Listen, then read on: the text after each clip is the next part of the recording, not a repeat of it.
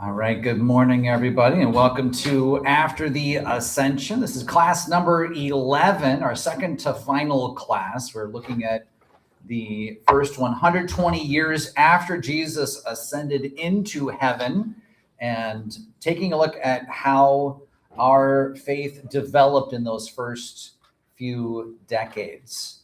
And we've been doing this decade by decade, and I'm excited to get to the 130's today. And next week we'll get into the 150's and a little beyond 150 to kind of round out the end of this class. I hope it's been meaningful for you to be able to spend this time looking at the events that have happened after Jesus ascended into heaven. We focus very much on the Gospels. We focus very much on Acts. And appropriately so, those are our scriptures. But it's very helpful for us to build the connection between what happened there with Jesus and the first apostles, and then also how it gets to us and where some of our traditions and even some of the norms that we have in the church, where they come from as well. So that is what this class is about. I hope it's been able to do that for you. It certainly has been for me. And the 130's do not disappoint. So we're gonna get some very, very interesting and very eventful kinds of things happening in the 130's. So let's have a prayer and we will jump into it. Father in heaven, we thank you for preserving your church through all of the various trials that it has faced. And those trials are many and various. Whether it is various kinds of wars and skirmishes, to different kinds of heresies that the church had to endure and clarify its doctrine. Lord, we thank you that your Spirit was at work through all of this. And bless, Lord, the time that we have here today as we're looking into this particular decade, and give us continued insight into where we come from and those who came before us. Pray your blessings in Jesus' name. Amen. All right. So I have a few kind of really general things to kind of start off with, and then we're going to dive into some of the history that happens in this period of time. At the very top of the timeline, you'll see that it's very likely in this decade that we have the first collection of all four Gospels. Now, last week we talked about the different kinds of fragments that we see, and that these were in codex form, which is the book form, and that was very monumental for the Christians. They're able to take their scriptures, write them down, and move them around much easier. What we see likely in the 130's, and we're doing a lot of guessing. It's still a long time ago. Likely in the 130's, we have all four of the Gospels now collected in codex form and traveling together.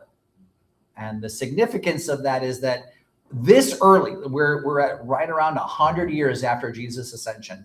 Took 100 years, but the story of Jesus has now been solidified. And the significance of that is that right around this time every year, there's going to be some sort of news story out there about a lost gospel. You know, sometimes it's Thomas, sometimes it's Peter, or these others. You know, there's this lost gospel, and the Christians, well, they didn't let this gospel into there. They didn't let this gospel. Let me tell you, Gospel of Thomas is a long time from being written. Okay, we have all four, Matthew, Mark, Luke, and John, collected and traveling together in the 130's. Okay, so maybe next week we'll be able to talk a little bit about those Gospels and where they come from. But I just want you to know that very, very early, before like the whole canon is put together, these different sections are being collected and are being used in an authoritative kind of way. The Gospels, we also see Paul's letters start to get collected as well. But that's kind of a significant thing to start things off. A lot of these things are coming together. Last week I talked about a couple of apologies that not apologizing, apologies as in defenses of the faith we looked at Quadratus. And I mentioned a guy by the name of Aristides who also wrote one. But at that time, I didn't realize that about 100 some years ago, they found Aristides' apology. And you can look it up if you want to. Now, I'm not going to spend too much time with it because it's similar to Quadratus, but the same kind of thing where you've got an emperor who's very interested, very curious, and people who feel like they can write this defense of the faith. And so Aristides' is apology up. You look it up, you can read it. Actually, the vast majority of the resources that I'm using are out there and able to be used. Most of them translated by the British and sound a little bit like Shakespeare, but that's only because it was translated a long time ago. If some of the quotes you get here even sound a little bit like the King James language, that's because that's when a lot of these things were translated. So I just wanted to make to clarify that one little fact there for you, and kind of getting into the 130's. We get introduced to a man by the name of Justin Martyr. Now, Martyr is not his last name, okay? But you will almost always hear him referred to as Justin Martyr, okay? The name gives away how his life ends, okay? But he would just be called Justin. And he was a Gentile, and he grew up in the area of Samaria. So if you think about all of your stories of Judea, Jerusalem in the south and Galilee in the north and Samaria in between. So he grew up in that area, but he wasn't a Jew.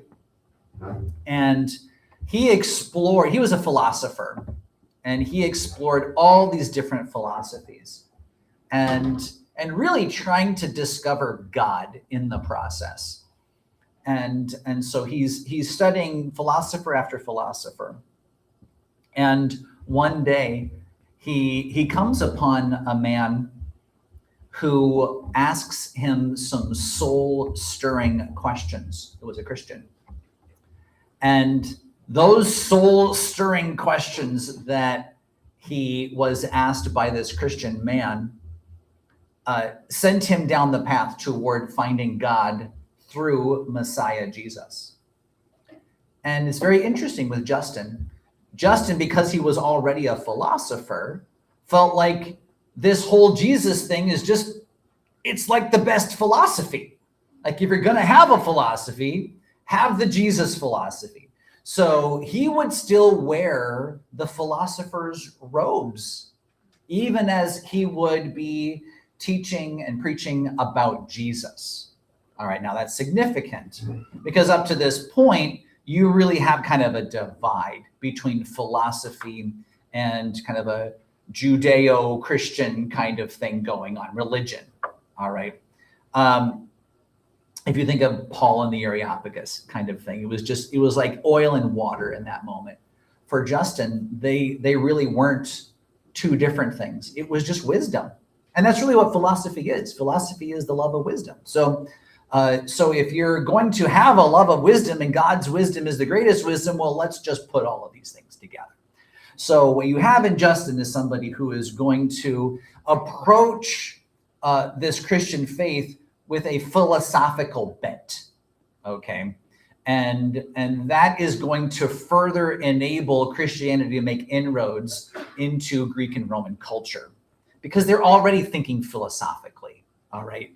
And so Justin's very important in that. We're going to bring Justin back in a little bit, and then we'll actually talk about Justin next week. He's a very important person in the whole milieu here in the early to mid 2nd century.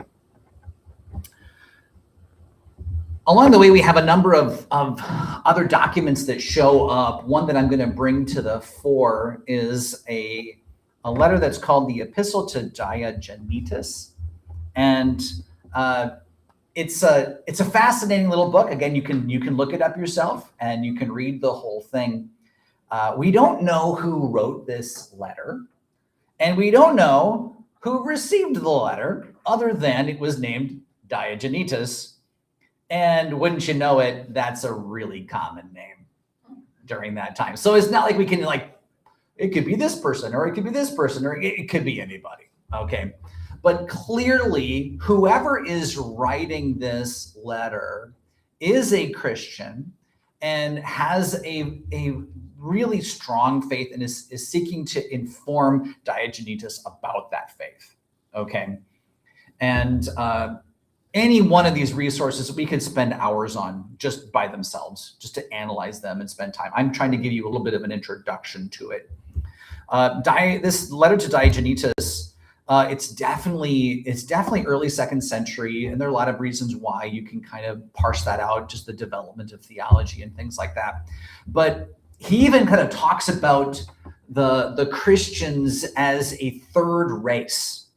Like you've got the Gentiles, you got kind of the heathens over here, and you got the Jews over here, and somewhere over in this other space are the Christians. And this is something that's very common in this period of time, where the Christians are seeking to distinguish themselves.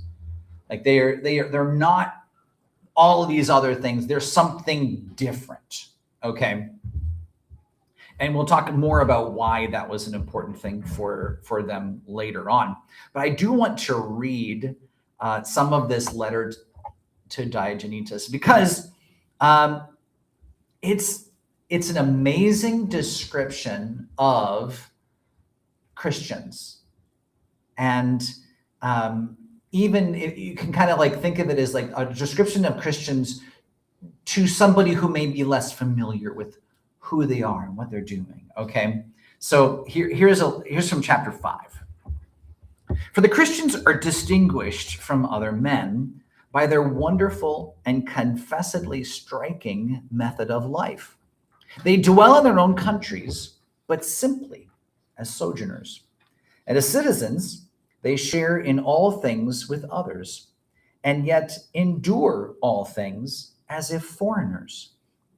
Every foreign land is to them as their native country, and every land of their birth as a land of strangers. They marry, as do all others. They beget children, but they do not destroy their offspring. They have a common table, but not a common bed. They are in the flesh, but they do not live after the flesh. They pass their days on earth, but they are citizens of heaven. They obey the prescribed laws, and at the same time surpass the laws by their lives. They love all men and are persecuted by all. They are unknown and condemned. They are put to death and restored to life. They are poor, yet make many rich. They are in lack of all things, and yet abound in all. They are dishonored, and yet in their very dishonor are glorified. They are evil spoken of, and yet are justified. They are reviled and bless. They are insulted and repay the insult with honor. They do good, yet are punished as evildoers. When punished, they rejoice as if quickened unto life. They are assailed by the Jews as foreigners. They are persecuted by the Greeks, yet those who hate them are unable to assign any reason for their hatred. Isn't that fantastic? May that be said of us. Okay, can I just say that? If somebody were to be describing, this is kind of my hope as the pastor of this church, if somebody were to be describing Emmanuel Lutheran Church, this is what I want people to say about us. And if somebody were I don't know, an alien were to come down and what about these Christians? This, right? I find that very inspiring. If you recall, this is really very similar to what we talked about on the very first session of this class. Remember how Jesus ascends into heaven and the very first disciples are living this life where they're all together and everyone's sharing and nobody is in need, and they're giving generously of what they have for the sake of others and for the sake of those who are in need. And they were living in such a way that was kind of befuddling because they were kind of following the laws but surpassing them. But then all of the people around them were like, I think I kind of want to live like these people. They're really great, you know. This letter is describing that. So I want you to think about this. 100 years later, that core life of a Christian is alive and well. Okay. Now we've talked about a lot of the things that have kind of gone away. They're not nearly as Jewish as they used to be. We'll see. They're going to become even less Jewish. Okay. But the core kind of idea of what it means to be a Christian is solid. And I would say, I mean, I could use that right here and say, I want everybody to be like this. That is still today what it means to be a Christian, as far as like our ethic and our way of life. I love it. I love it. So just a little bit of inspiration there from this anonymous epistle to Diogenetus. Beautiful things happening in the Christian church. Moving on in the 130's, we're going to get a little bit of Jewish history going here. And you know, we've been bringing up a lot of Jewish history, but the Jewish history impacts the Christians, right? Because you've got this unified beginning, and we've been watching this separation happen over time. And every time there is a big event, it pushes the two apart further, and that is significant for us. And so we have this whole episode here in the 130's that's going to do that again. So this is commonly referred to is the Bar Kokhba revolt. And it's a very significant moment in Jewish history, and we will see why in a moment. What's different about this than in 70 AD, the destruction of Jerusalem, for our purposes, is that we had a Josephus for 70. And if you recall, those sessions were like intense. Why? Because I had so many details from Josephus. And why not let you know the things that had happened, right? Down to a lot of details. What we don't have for the Bar Kokhba revolt is a Josephus. All right, we have a handful of historians who make mention of it and write about it, but we've got small snippets, and some of them are quoted by other people. And then we have a number of things in the Jewish literature, but it doesn't come out like a narrative. So what we have to do is kind of piece a lot of things together. All right. So I'm doing my best, and the historians have done their best to try to put together the events surrounding the Bar Kokhba revolt, because it is rather significant for the history of Jews and for that matter, Christians as well. Okay. So we mentioned a man by the name of Aquila last week, and how he was in charge of the rebuilding of Jerusalem. He's the Emperor Hadrian's nephew. And I mentioned how he had converted to Christianity. Well, we learn later that he starts as a Christian, but then ends up renouncing Christianity to become a Jew. And hard to know how that played for the man, because we don't really get too much more about it. But I just want to kind of have that in there too. The Jews are seeing Jerusalem rebuilt, but as I mentioned, Hadrian had decided not to rebuild the temple. And he had decided that this town was going to be named after himself. It is going to be a Roman town, and that the Temple Mount was going to have a temple there, but a temple to Jupiter. Okay. So the name of the town was going to be Aelia Capitolina. Aelia is actually off of the first name, Hadrian's first name. And then the Capitolina has to do with Jupiter. All right. So actually the name of the town would directly associate it with Jupiter, the Roman god. So I think, so you had a lot of people with hopes up. Remember last week we were talking about how Hadrian was like, hey, we're going to rebuild Jerusalem. And everyone's like, yay. And then like, we're not going to revolt anymore. And so now he's like, yeah, we're going to rebuild Jerusalem as a Roman city with a Roman god on your Temple Mount. I don't think that's going to sit very well with our Jewish friends here. And it didn't. Okay. So Rabbi Akiva is the guy kind of in charge of Judaism at this time. And if you ever read the Jewish literature, Akiva is everywhere. Okay. This guy's very, very important in the history of Judaism. He's quietly prepping for a revolt. All right. He's not having this. He is not about to agree to any of the things that we see going on here. Let me put new batteries in this. I knew I was going to run out. So he is quietly bringing about this this revolt, and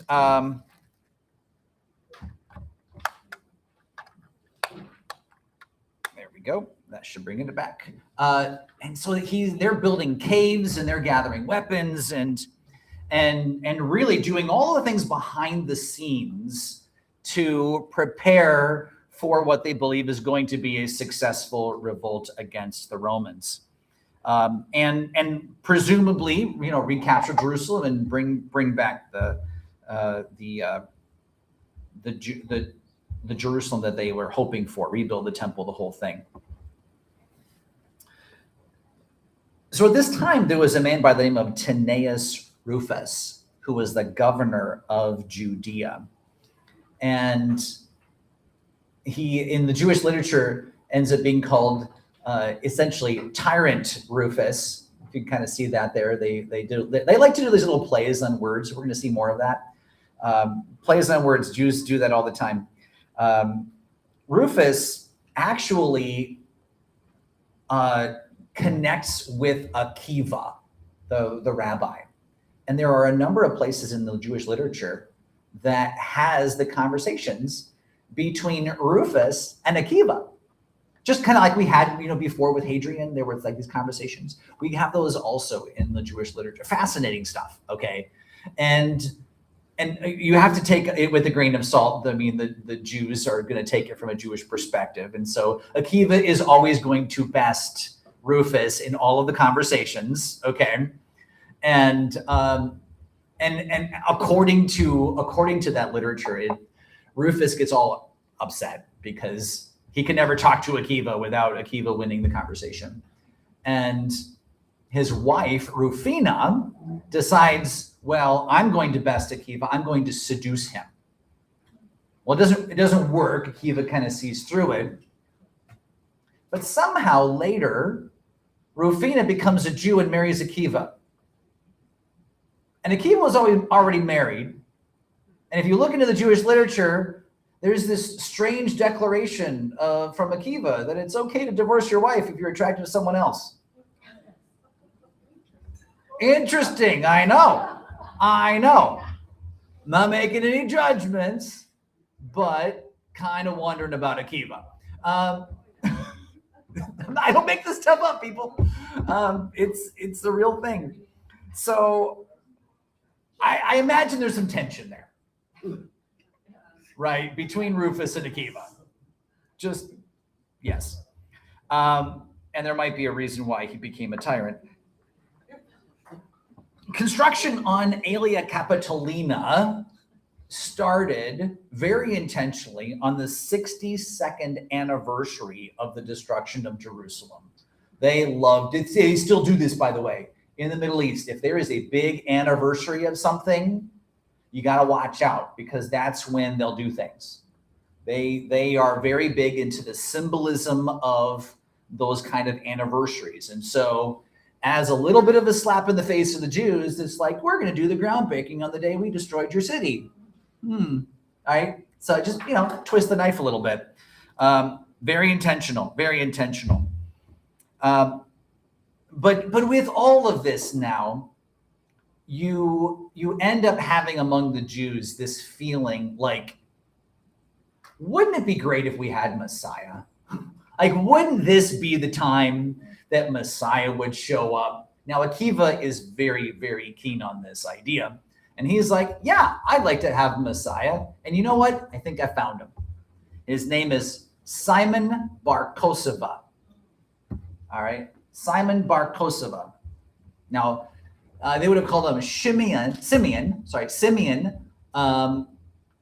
And the bar is son. Okay, so he would have been Simon, the son of Kokhba. All right, and that's going to be important for us later. So Akiva finds this guy, and he's like, he's the man, like, and he's got the like warrior thing going on, and he's like the one. And if you recall from when Jerusalem was destroyed, there were these multiple groups, like the Zealots, who couldn't ever agree and get together and work together, and then everyone's fighting each other. Remember how sad that was? Well, that history is still very much alive, and Akiva knows it. So let's not have lots of different groups that are going to fight each other, weaken ourselves, and then get destroyed by Rome all over again. Let's all unite around one person who we can declare Messiah, and maybe, just maybe, he is the one. And I think Akiva believed it. I think Akiva believed that he was Messiah, and we're going to get our country back. Okay. So Simon Bar Kokhba builds up an army, and Rufus, the governor of Judea, he's not impressed. He's just not impressed until Hadrian hears about it. And so Hadrian is the emperor, and as the emperor, he has an understanding of these Jews. Like, Trajan's been through this to 70 AD. You go back to the Maccabean revolt. These Jews have a way of fighting and winning. Okay? So Hadrian's not going to mess with this. Rufus isn't impressed. Hadrian's like, I'm sending in reinforcements. Put this down. And so Hadrian sends reinforcements, and it's this slaughter. They were just slaughtering indiscriminately the place, town to town, any Jew they can. There's this anti-Jewish kind of thing going on, and so then it's spreading in all these other places. And there was really this sense once they were done with that like, okay, we got him. It's over. But they didn't get Simon Bar Kokhba. And what they did take into their calculations, the fact that would actually inspire an even greater revolt, which is exactly what happened. So Simon Bar Kokhba is now, it's like a public thing. Like he declares himself Messiah. He comes out and he's like, now is the time. I am the long-awaited Messiah. And you start to see that people are referring to him differently. Rather than calling him Simon Bar Kokhba, they call him Simon Bar Kokhba. Now, slight difference, important difference though. Kokhba is the word for star. Okay, and there are a number of messianic prophecies that have to do with a star. If you think about Christmas, right? We have lots of star kind of prophecies, right? Yep. So he's latching onto those. Kokhba is the word for star. And so now he's calling himself Simon Bar Kokhba. That's his way of saying, I'm Messiah. And they all get it, okay? We don't hear much of a difference between Kokhba and Kokhba, but like for them, that was like, whoa, it's quite the claim. All right. Well, it's one of those things like everybody knows somebody who was killed, right? and there's a lot of vengeance, desire for vengeance, and so he's gathering an army, and there's even a legend out there that he demanded complete loyalty of all of the men, and every man who would join his army, he would take a finger off of them. No joke. Like, this was a 9-fingered army, probably this one, right? Yeah, they would take a finger, but it was your way of saying, I'm with you, and I'm willing to die for this. Okay. And he amasses this huge army, and he defeats the Romans in that area. They actually win. Caught him flat-footed, the whole thing, just shocked. The Romans were shocked at how effective they were. And of course, the prize is Jerusalem. But Jerusalem is a wasteland. Okay, there's nothing there. So there was no way to like defend Jerusalem because there are no walls, there knows nothing. And so they camp out in a very strategic place nearby Jerusalem called Bethar. And in the meantime, you've got a problem if you're in Jerusalem, especially if you're a Christian. Because Bar Kokhba demanded loyalty from everyone. The guy's taking the fingers off of his own soldiers, okay? He was pretty ruthless in this. So, and he's declared himself Messiah. So there's a Christian community in Jerusalem. We've been talking about them for some time. These are the ones who escaped 70 AD and went to Pella, and they've come back, and we've had multiple bishops of the Christian church there in Jerusalem, among the ruins. But now Bar Kokhba comes in and says, you need to have loyalty to me. I'm Messiah. Well, the Christians aren't going to go with that.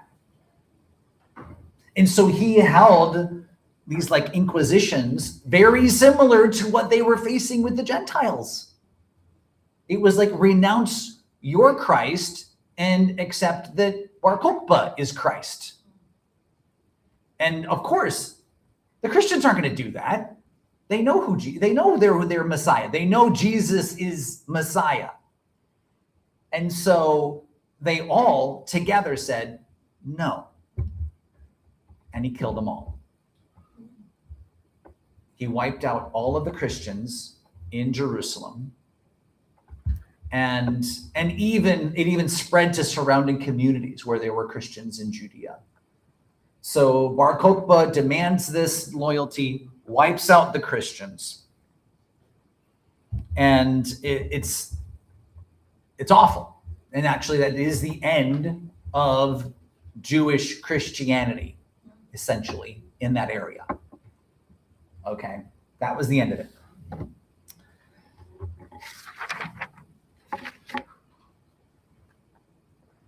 Hadrian was not pleased with all of this. And he decided, I'm on the back side of your sheet now. Hadrian decided that he would try to defeat this through legislation. Okay. And I know, like, we might look at that and say, well, since when did legislation fix anything, right? But this is pretty intense stuff, okay? He had to put this down, and he knew people didn't love these Jews anyway. So he outlawed basically Judaism itself. He outlawed Torah study. He outlawed Torah observance. He outlawed circumcision, Sabbath observance, Jewish clothing, ordination, and even mourning. So you're like in our lesson today, how they were sitting Shiva for 7 days, right? Yeah, you couldn't do that. If you were mourning the loss of a loved one and doing it in the Jewish way, that was outlawed. You'd get in trouble for that. Okay. Well, if you were a Christian who still observed any of these Jewish things, And there were still, remember, there were many. Remember Polycarp? He was still pretty Jewish, right? So you've got people like Polycarp out there like, what do I do now? What do I do? Like, I'm not a Jew. I'm a Christian. I follow Jesus. I don't believe Bar Kokhba is the Messiah. I believe Jesus is the Messiah. I think all of these Jews are led astray by this Bar Kokhba guy. But if you're a Christian, you have to make a choice now. Like, am I going to hang on to any of my Jewish heritage, right? And we're talking about, and we're probably talking about many generations after, and many of these people are Gentiles who maybe had Gentile grandparents, great-grandparents who were God-fearers, all right? And so that was just sort of like a part of their tradition, to do these Jewish things. And so now, if I do any of these Jewish things, I risk getting killed. Okay, and the Christians, they risk getting killed for being Christians for the longest time, right? So there's kind of this time of peace where they're not coming after them, but now there's another reason where they could come after them. So what essentially comes out of this is a number of these traditions that we have as Christians now become solidified, particularly Sunday morning worship. So where you start to see from this point on is that Sunday morning worship is the standard, okay? And I know people will say, well, we do Sunday morning worship because it was the day Jesus rose from the dead and all of those things, and that's true, okay? But there is this other whole stream of influence that had to do with the anti-Jewish things that were happening in the culture that contributed to Sunday morning worship as much as the theology and the observance of the resurrection, the 8th day stuff that we talked about last week, all right? And I think that's something that's important for us to know, that all of the things that we do as Christians, and, we have a tendency to want to baptize all of those and make sure they're all like, we have all of our good reasons for it. Many of these things also have a historical influence that was long before us. And if we were honest, if we were living in that day, we'd probably just go with the flow. So that's one of my big learnings from all of this. Well, Bar Kokhba was not universally loved by the Jews, especially by those who came after him. Bar Kokhba is mentioned many times in the Jewish literature, but they do a play on words with his name. They don't call him Bar Kokhba in much of the Jewish literature. They call him Bar Kokhba. Now, it's very similar to his given name, but it's like a Z sound in there. Now, why is that significant? Because change one letter in his name and you turn star into liar. So the Jewish literature looks at this messianic figure and calls him Simon, son of a liar. Pretty good insult. Pretty good insult, and it's much deserved. Because Bar Kokhba is not going to win this. Not only has Hadrian come down on all of the Jewish people with essentially legislating Judaism out of existence, he brings a great big army, much bigger than they had brought for the destruction of Jerusalem, surrounds all of the encampments of Bar Kokhba and essentially starves them out. Same kind of thing that we saw with 70.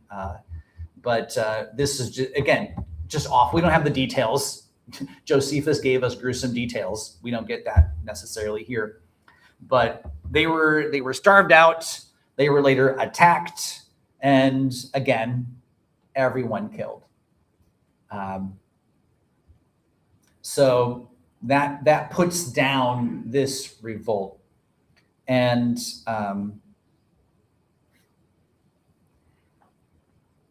what happens then is Hadrian decides that we're done with Jews in this region, period.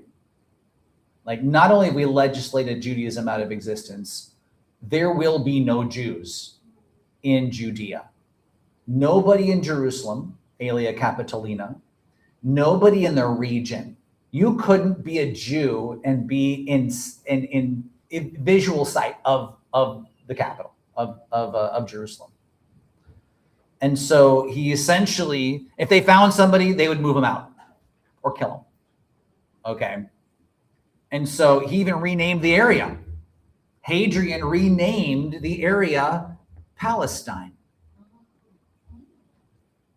And the word Palestine, it's a word that comes out of the Philistine heritage. So all of these people who call that area Palestine, that was from Hadrian. That was from this period of time. Okay. And in 137, Aelia Capitolina was completed. And if you go to the old city of Jerusalem, the city map, sort of the streets and alleyways are still largely what it was in the rebuilt Aelia Capitolina. And yes, the temple to Jupiter was built on the Temple Mount. And to round things out, a great big statue to Hadrian, so you could worship him too. No. There is a Muslim mosque on top of the Temple Mount now, which still doesn't make the Jews very happy. So this is a very, very big deal. Okay, and this is why I started that section, called it's an end of an era, because that would begin many centuries of Jews no longer living in the Holy Land. This would be the beginning of that. Of course, we know today, and going back into the 60s, that has changed. All right, and there are lots of different people who make lots of different things about that. I'm not here to talk about that necessarily. But historically, that goes all the way back to Hadrian and the failure of the Bar Kokhba revolt, and what really meant that there would just be no more Jews in the area. Okay, that's significant. That is very, very significant. And you no longer have any Jewish Christianity in the area. So the next bishop that's going to be of the Christian church in Jerusalem is going to be a Gentile. All right, so you don't even have that representation anymore. And so this is really truly an end of an era, not just for the Jews, I would say, especially for the Jews, but I would say also for the Christians, because now you have that separation, and it's widened to a point where the gulf is too big to bridge them anymore. Okay. At the same time, you have a heresy beginning to spread throughout Christianity, and it's called the Marcionite heresy, and it was from a guy by the name of Marcion. And we're going to get into him a whole lot more next week. I'll just introduce you to him a little bit. Marcion was really confused about this whole Jewish Old Testament kind of thing. He would read the Old Testament, and he's reading an angry God. He's reading this God who, and through a lot of influence of Gnosticism, he's thinking about this God as bringing about all of the problems of the world. All right. And really, the Old Testament God is a God who needs to be overcome. And to overcome him, you get Jesus, and Jesus overcomes the old angry demigod of the Old Testament.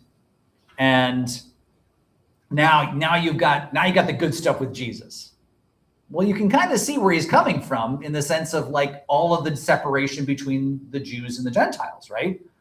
Like if we're if the Jews are doing all these things, if we're going to separate so much from the Jews and our faith as Christians is based out of it, it shouldn't surprise us that somebody is just going to take that all the way. And that's what Marcion did. Okay? We'll talk more about Marcion next week. I just wanted to give you a quick little introduction to him. And we're going to get back to Justin. Remember we talked about Justin Martyr? Justin Martyr is in Ephesus now, and he has this conversation with a Jew by the name of Trypho. And we know the conversation happened around this period of time. Justin wouldn't write down the conversation for another 20 years. But I'm doing it here just because it's a really significant moment. And if you read it, and it's long, I wanted to sometimes I like to sit and listen to these, because you do the audiobook version. Yeah, it's 7 hours long. The dialogue with Trypho. I didn't make it through everything, folks. Sorry. It's only so much I've got to give you.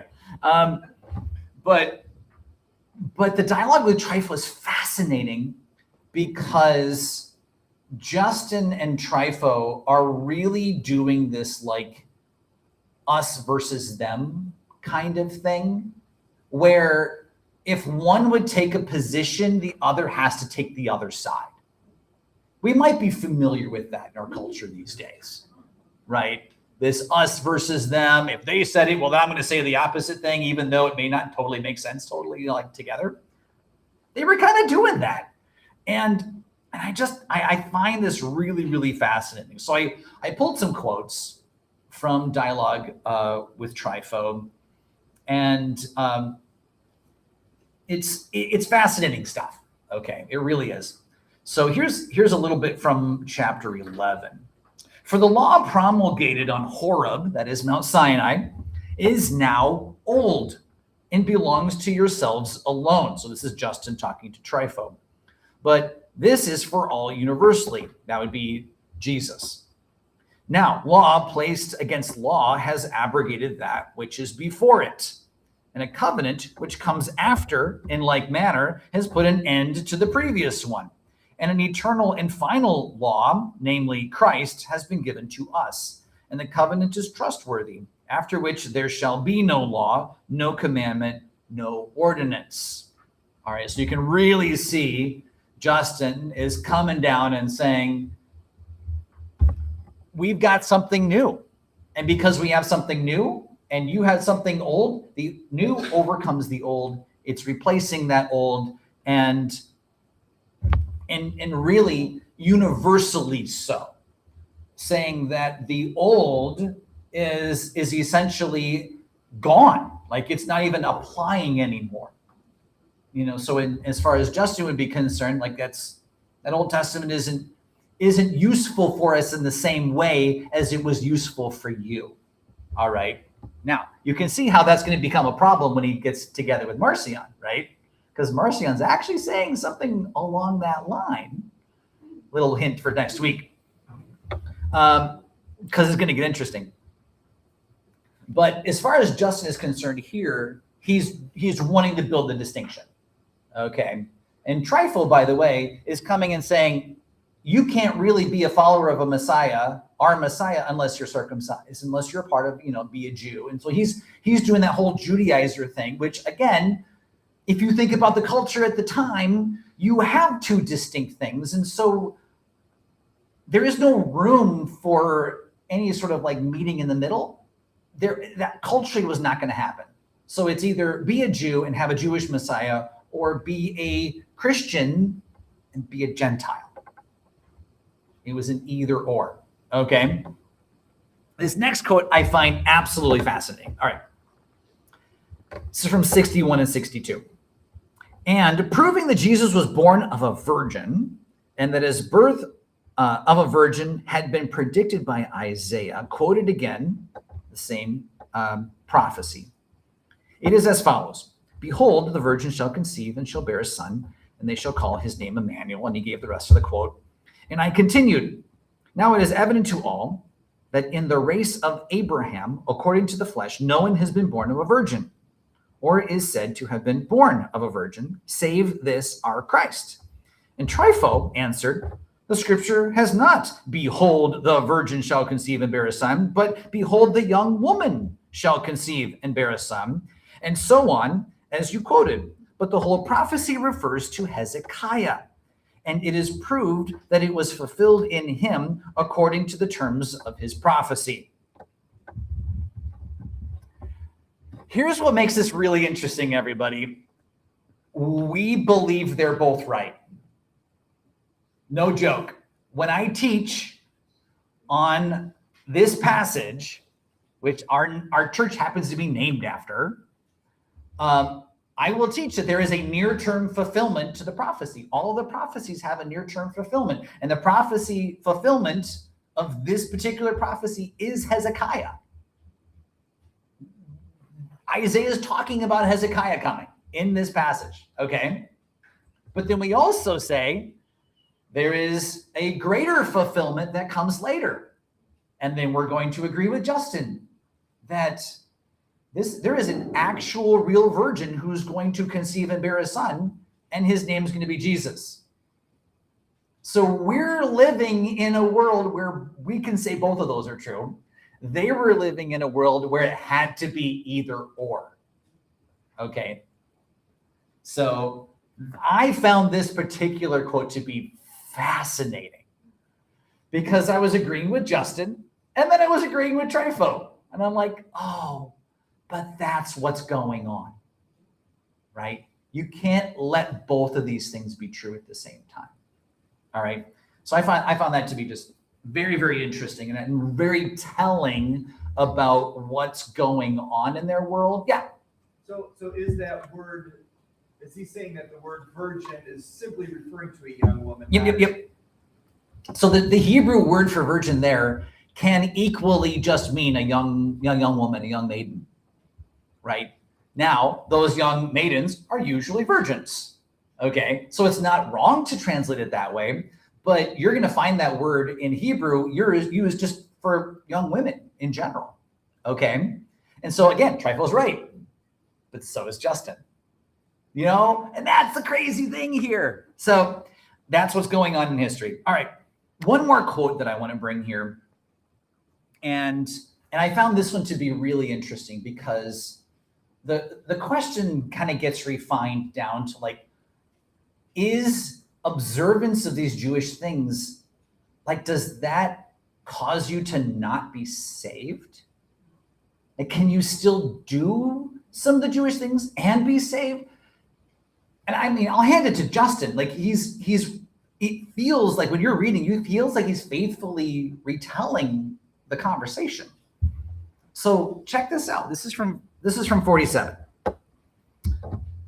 Some Jewish believers, through weak-mindedness, wish to observe such institutions as were given by Moses, from which they expect some virtue, but which we believe were appointed by reason of the hardness of the people's hearts, along with their hope in this Christ, and wish to perform the eternal and natural acts of righteousness and piety, yet choose to live with the Christians as the faithful. As I said before, not inducing them either to be circumcised like themselves, or to keep the Sabbath, or to observe any other such ceremonies. Then I hold that we ought to join ourselves to such, and associate with them in all things as kinsmen and brethren. But if Jews say they believe in this Christ, compel those Gentiles who believe in this Christ to live in all respects according to the law given by Moses, or choose not to associate so intimately with them, I, in like manner, do not approve of them. But I believe that even those who have been persuaded by them to observe the legal dispensation along with their confession of God in Christ shall probably be saved. Now, why is that significant? So first, what is he saying? Because that's a lot of words. What is he saying? He's saying here that there might be people who, kind of like Polycarp and some of these others, who are going to say, I think I want to observe the Passover on the day of Passover with the Jews, because that's the way Jesus would have done it. The Gentiles are like, oh, no, it has to be on a Sunday. Like Easter's going to be on a Sunday, and it's going to be the Thursday before, kind of like we do it. All right. There are all of these debates out there between sort of the Jewish ways and the Gentile ways. And so Justin's here is trying to sort through that. Like, is it that bad to be a follower of Jesus and do the Jewish things? And he actually comes down on the side, no. It's only bad if the Jewish people, the people who are doing it the Jewish way, are trying to compel others to do likewise. Which, by the way, is the conclusion from the book of Acts. Right? The book of Acts came and said, that's not the way to do it. Okay, that when we're going to compel the Gentiles to be circumcised, there were certain things from the Jerusalem Council, right? So Justin actually comes down on what we believe from the book of Acts as well. And so I find that to be somewhat encouraging, because a lot of the words that we've heard from all of these Christians are like, Jews are anathema, and if you're a Jewish Christian, even like this is not a good thing. And so there is this middle ground that Justin is showing here, that at least there's some space. There's at least some space for that.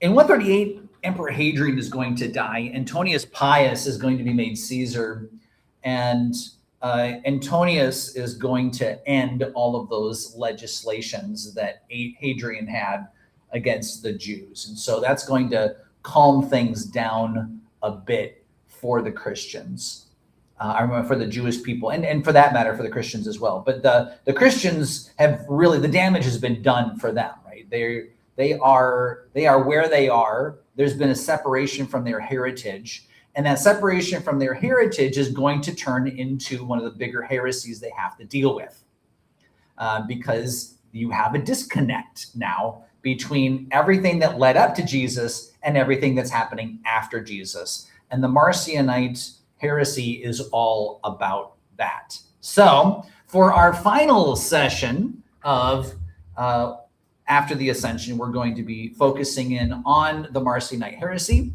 and our friend Justin is going to have a few things to say about that. So it's going to be great. It's going to be a great finish to it. So thank you for hanging with me through all of it. Let's have a prayer to close. Father in heaven, thank you so much again for your church, for your Spirit working through so many things to bring us to where we are. Thank you for preserving the truth through all of this. So many things happening in the world, so many things happening that are just difficult to see. And yet you are the one who hangs on to the truth, and you are the one who gives us that truth. Lord, we pray that we might be faithful in our own day, regardless of whatever might be facing us, that we can continue to declare Jesus as Messiah. It's in his name we pray. Amen.